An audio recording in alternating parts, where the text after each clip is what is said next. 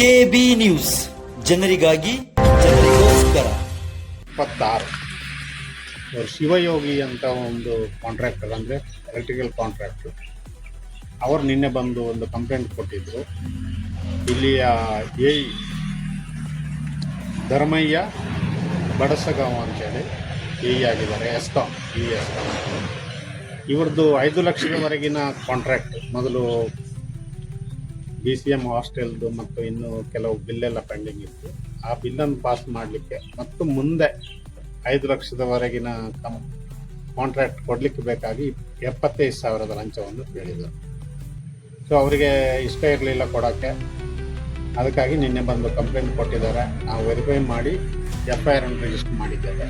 ಇವತ್ತು ಅವರು 65,000 ಲಂಚವನ್ನು ಸ್ವೀಕರಿಸುವಾಗ ರಿಟರ್ನ್ ಆಗಿ ನಾವು ಸೆಕ್ಯೂರ್ ಮಾಡಿದ್ದೇವೆ. ಹಣ ಕೂಡ ರಿಸೀವ್ ಆಗಿದೆ. ಮುಂದಿನ ತನಿಖೆ ನಡೀತಾ ಇದೆ. ಈ ಒಂದು ತಂಡವನ್ನು, ಈ ದಾಳಿಯನ್ನು ಇನ್ಸ್ಪೆಕ್ಟರ್ ವಿನಾಯಕ್ ಬಿಲ್ಲವ್ ಮತ್ತು ಕಾರವಾರ ಓಕೆ.